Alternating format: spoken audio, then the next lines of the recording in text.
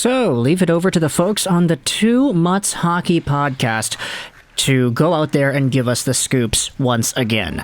We've been shouting these guys out over the past few weeks here because they are connected to the Edmonton media world in terms of hockey news and stories, and as a result, they've been posting a bunch of updates in regards to Oilers contract talks, and some of these things do come true, which is why I feel very comfortable going out there and using their latest update to make a video.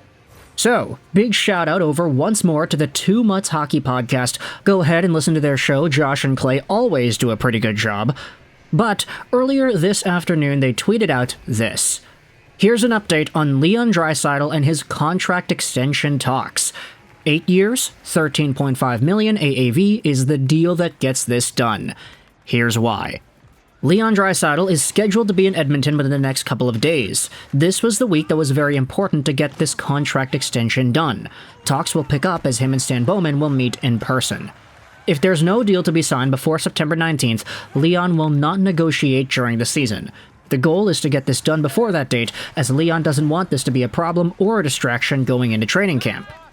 Now, 10 days after the season ended, Draisaitl, McDavid, and Bouchard had a conversation with other players on the Oilers on taking less money to try and win as many Stanley Cups over the next 9 years.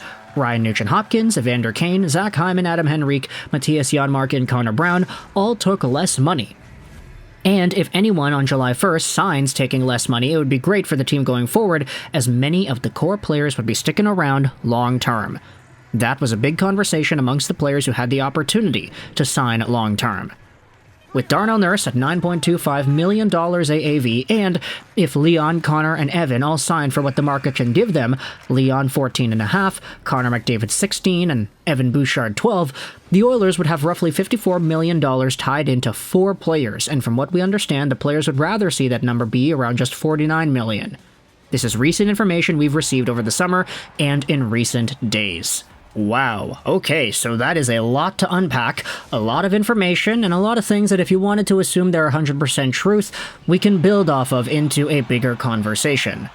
So, Leon Draisaitl, it seems like 8 years, $13.5 million is going to be the dollar amount, which is fine. You know, you want to talk about the discounts, about being a long-term Oiler. We had seen speculation saying that if Draisaitl were to go to Boston or to San Jose, he could get maybe $14.5 million over there, which aligns with what we had seen the projected contract numbers be. Honestly, I could understand if he got even more than that. Like if Leon Draisaitl went to the free agent market, he was offered 14 by one team, 14.5 by another team, and then the other first team goes out there and says, okay, screw it, 15. Here's 15.2, 15.5. It could really get out of hand here because Leon Draisaitl, if he was a free agent, he would be the best player on the free agent market since, what? Artemi Panarin? Better than him? So there's nothing stopping him from getting upwards of $14 or even $15 million a year if he was a free agent, but the idea of him taking a little bit of a lesser dollar amount at 13.5 to stick around with Edmonton, hey, makes sense. If you wanted to talk about the discounts, all 3 of these dudes, Leon Draisaitl, McDavid, and Bouchard, taking discounts. That is not a new idea. We have seen that the Oilers don't want to be the next Toronto Maple Leafs. They don't want to have most of their cap tied up into 4 dudes who are all relatively overpaid. No disrespect, of course, to Matthews, Nylander, Marner, and Tavares, but it's just, you know, the reputation that that team has built for themselves over the past few years. It's not been great when it comes to spending money diligently. So, to even hear that apparently McDavid, Draisaitl, and Bouchard were telling other Oilers players, hey guys, sign for less, we want to win cups, we want to do this here. We are 1 goal away, 2 goals away from winning the Stanley Cup in 2024. Let's go out there and try to win at least 3 more in the next 9 years. Like, Connor McDavid and Leon Draisaitl are super competitive dudes, so I do not doubt the validity of this idea here, especially if it's getting to a point where it's like, yeah, even I'm going to take a discount. Connor McDavid could make 16.5, 17 million if he was a free agent, but nah, he's going to take only 14. Or 14.5, or something like that. He'll be the first paid player in the NHL once again, but it's not going to be as big of an increase over, let's say, an Austin Matthews, for example, or even a Leon Draisaitl. McDavid and Draisaitl could very well be the top 2 paid players in the NHL, but the magnitude as to how much they're overtaking everybody else is not going to be as big as the magnitude and difference of their talent compared to everybody else. Do you kind of get what I'm saying here? Even if you toss in Evan Bouchard to that conversation too, he's definitely on the rise into NHL superstardom if he's not already there. The one caveat, though, thinking about the Oilers and these updates, it is that Darnell Nurse contract. $9.25 million a year. That, I think, is the big dagger in all of this. If you just didn't have Nurse signed on to the dollar amount that he signed on to, things would be so much easier for Edmonton. But of course, every team has got to have at least one or two contracts that are pretty trash, and Darnell Nurse, while he's not a bad player by any means, he's certainly an NHL caliber guy. He's not a $9.25 million guy.